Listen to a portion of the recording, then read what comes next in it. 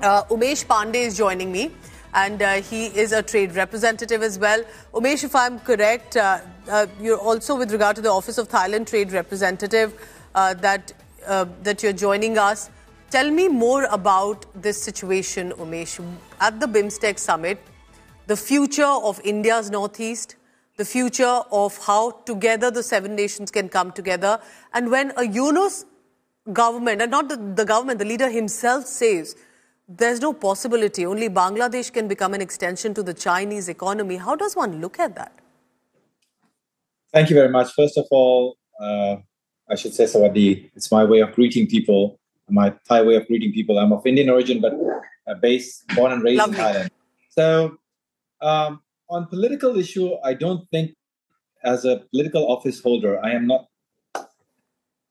not supposed to, and I should not comment on political issues. But on BIMSTEC, if you're talking about BIMSTEC, and if you're talking about what the implications are, the 7 countries, as you mentioned earlier, account for just about $2 trillion of economy. And in this day and age, when things are, today, the world is witnessed one of the biggest, what they're calling it as a, tariff of the century, literally.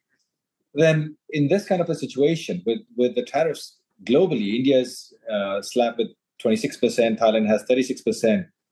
Our region as a powerhouse, what you're saying, the seven countries that you just mentioned, with a population of just about, I think, 1.7 billion people, accounting for about 23% of the global population, we could have an impact. It should not be China versus India versus the United States. It should be more of collaborative.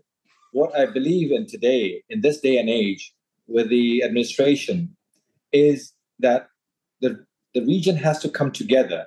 Once you come together, the likelihood of the impact of anything such as tariffs that have been imposed on all of us, including, I was just reading, is Antarctica, there we can try to mitigate that. So in my view, it should not be a territorial issue of Bangladesh, China, Thailand, India, but in this day and age, our message to the world as in Thailand is, because we are the host this year, that we can collaborate, we can take it together. Let's go together, work together to overcome the adversaries that we are facing today. Back to you. The relationship between Thailand and India, strong cultural connections, historic connections as well. I can only imagine the people-to-people bridge that Thailand and India have. How are we looking at this relationship vis-a-vis trade in the backdrop of the tariffs that have come in from Donald Trump? And just basically to go ahead right now as 2 nations with a bright future, do you see India possibly becoming, as a bigger nation, as a more stable economy, as a voice, a leading voice when it comes to the BIMSTEC nations? You are. In the BIMSTEC grouping, you are the leader. You're the biggest economy. India is the biggest economy. With that kind of economic powerhouse that you are the future for the BIMSTEC region. You have to be. You have to take the lead. And that is what Prime Minister Modi is doing while he's visiting my country today and tomorrow. The aim here is to try to push things forward. There are many things discussed during the last BIMSTEC Summit.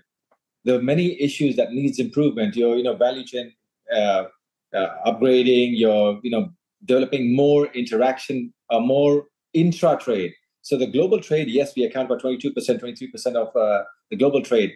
But the intra-trade between, suppose, I'll take the example of Thailand and India.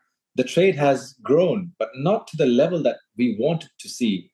There are ways we can improve. There are things we can do. We can take the free trade agreements further. In this day and age, the more we take these free trade agreements, bilateral free trade agreements, the better it is, because this will help offset the problems that we're going to face from the likes of the US, where most of these countries most of us are going to face major obstacles in the next 6 to 12 months. Also, then tell me my final question here, because these are, of course, political diplomatic discussions. It will happen. On the cultural side, given your Indian origins, How do you look at all the cultural extravaganza that I'm witnessing on our screens right now? All the dance and the colour that has come in as Prime Minister Modi arrives in Thailand, and sadly, must I say, amid the whole earthquake aftermath. But do you think there is a joyful moment that you see around you? Yes, sure. Having Prime Minister Modi come here is good for us. It's good for the bilateral relations between two countries. Culturally, we have been connected for centuries, thousands of years. You can forget about centuries, Yes. thousands of years. Correct. Most of the culture that we have in Thailand today is from Indian culture. We have taken it. Obviously, there's adaptation and other things that happen, but culturally, we are very connected. People to people, we have seen the highest number of tourist arrivals from India, and thanks to the Indian people for making yourself feel at home in my country. I truly appreciate, and I see that. I was in India earlier this year, and I said to everybody wherever I was giving speeches, I said, last year we had 2.2 million Indian tourists into Thailand. This year, let's put the target at 3.5.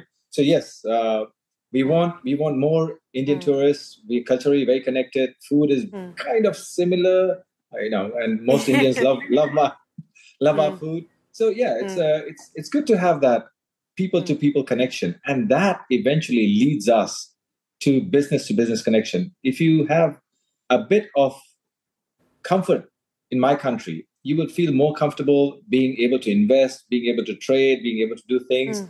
Thai people and I'm an Indian origin person, as you rightly said, and we are more Thai than Indian when it comes to the nature. Thais are very kind of not so aggressive as the Western countries.